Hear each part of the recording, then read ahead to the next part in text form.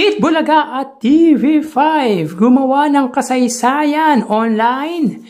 Yan ang pag-uusapan natin ngayong araw po. Pero bago yan at bago natin umpisa na ang online viewership ng dalawang bigating noontime show sa bansa, ay humihiling ako na pakasubscribe ang aking YouTube channel.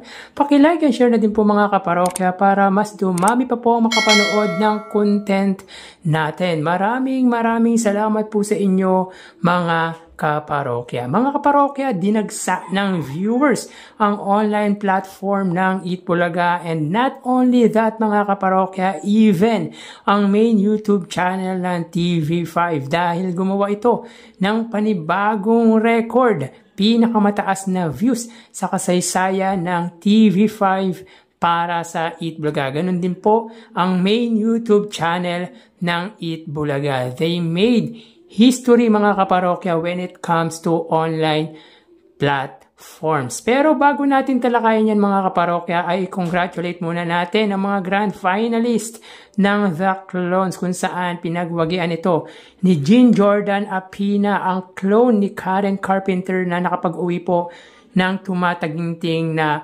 500,000 pesos plus trip for two sa kahit anong bansa sa Asia, courtesy of Travel Geek. Congrats din sa lahat ng mga naging bahagi ng The Clones sa rendition nila ng We Are The World. Talagang grabe, nakakatindig balahibo mga kaparokya, nakakaiyak at nakaka-goosebump talaga dahil nirepresent ng kantang to na may pag-asa pa ang ating bansa. Nakakatindig balahibo talaga yun mga kaparokya. So again, congrats sa lahat ng naging bahagi or yung mga naging contestant ng nasabing segment ng Itbulaga. So mapunta muna tayo mga parokya sa ads na lumabas sa Itbulaga kaninang episode. So dito mga parokya, ang Itbulaga po ay may total na 36 TV ads. So sa unang gap ay 9 ads, sa pangalawa ay 9 ads, sa pangatlo ay 9 ads, sa pang-apat ay 5 ads, at sa panglimang gap ay 4 ads with a total of 36 TV ads. So, nitong linggo mga kaparokya ay hindi po bumaba sa 30 TV ads ang lumabas po sa nasabing noontime show ng Legendary Trio. So, mapunta naman po tayo sa papremyong ipinamigay ng dalawang noontime shows kanina.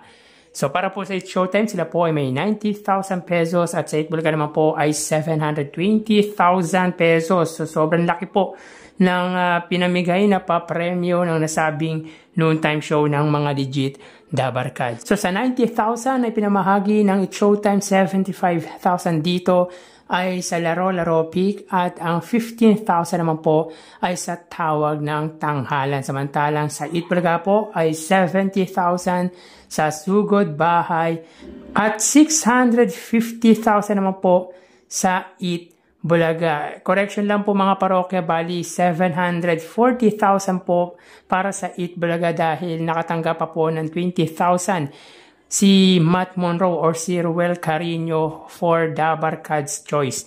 So with a total of 740,000 pesos.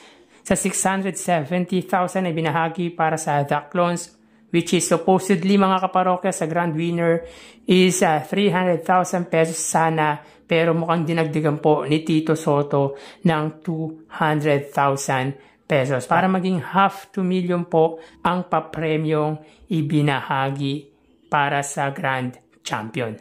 So yun nga po mga kaparokya, 20,000 para po sa Dabarkad's Choice na si Ruel Carino, at siya rin po ay nakatanggap po ng 50,000 pesos dahil siya po ay nagwagi bilang second runner-up.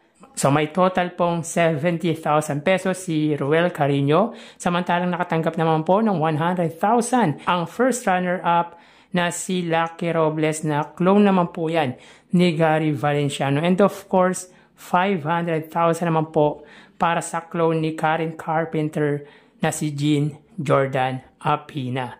So sa The Clones alone mga kaparokya ay may papremyong ibinahagi na 670,000 pesos.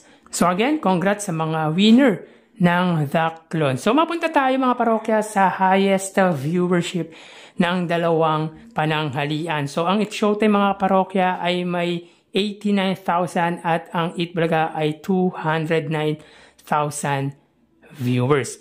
Mga parokya, 86,000 lang po ang makikita ninyo sa monitor pero 89,000 po ang pinaka-highest views ng It's Showtime. Hindi ko lang po na-save yun mga parokya. Samantalang ang Eat Bulaga naman po mga parokya ay 209,000 viewers. So highest ever po ito mga kaparokya ng Eat Bulaga. And not only that mga kaparokya, dahil gumawa din po ng kasaysayan ang main YouTube channel ng TV5 para po sa Eat Bulaga dahil umabot po sila ng 82,000 viewers. So yan po ang pinakamataas na views ng TV5. So panibagong kasaysayan na naman po ito para sa online platform ng TV5 at ng Eat Bulaga. Talagang dinagsan ng viewers ang online ng Eat Bulaga at ng It's Showtime. Talagang tinambakan malala ng Eat Bulaga ang It's Showtime kaninang episode. So again, congrats sa mga nagsipagwagi sa The Clones, and of course, congrats sa Eat Bulaga and sa TV5 for making a history. So tara ating alamin ang online viewership ng dalawang bigating noontime shows. Para sa Eat Bulaga under TVJ Facebook page na may 3.6 million followers at sa It's Showtime naman po na may 19 million followers. So sa oras na 1:41 PM, ang It's Showtime po ay may kasalukuyang segment na Laro-Laro Pick. At para naman po sa Eat Bulaga, sila po ay may segment na The Clones. Ito po ay ang grand concert ng The Clones. So dito ang It's Showtime ay may 4,200 live viewers, samantalang ang Eat Bulaga po mga parokya ay 12,200 live viewers. So again, sa oras ng 1:41 PM, ang It's Showtime po may 4,200 live viewers or 4,300 live viewers, at para naman po sa Eat Bulaga ay 12,300 live viewers. So pagdating sa Facebook Live mga kaparokya ay angat po ng 8,000 views ang Eat Bulaga. So mapunta tayo sa TV Network YouTube channel ng dalawang noontime shows para po sa It's Showtime. Under po yan sa GMA Network YouTube channel na may 39.9 million subscribers. At para naman po sa Eat Bulaga under TV5 YouTube channel na may kasalukuyang subscribers na 2.59 million subscribers. So sa oras na 1:42 PM ang It's Showtime under GMA Network, sila po ay may 28,000 viewers. Ang Eat Bulaga under TV5 ay may 81,000 live viewers. So again, sa oras na 1:42 PM, ang It's Showtime po mga parokya under GMA Network, sila po ay may 28,000 viewers at ang Eat Bulaga naman po ay may 81,000 live viewers. So pagdating sa main YouTube channel mga kaparokya ay angat po ng 53,000 views ang TV5. So mapunta tayo sa main YouTube channel ng dalawang noontime shows. Para po sa It's Showtime under ABS-CBN It's Showtime na may kasalukuyang subscribers na 2.69 million subscribers, at sa Eat Bulaga naman po under Eat Bulaga TVJ YouTube channel na may 1.65 million subscribers. So sa oras na 1:43 PM, ang It's Showtime po sila ay may 84,000 viewers at ang Eat Bulaga naman po sila ay may 204,000 live viewers.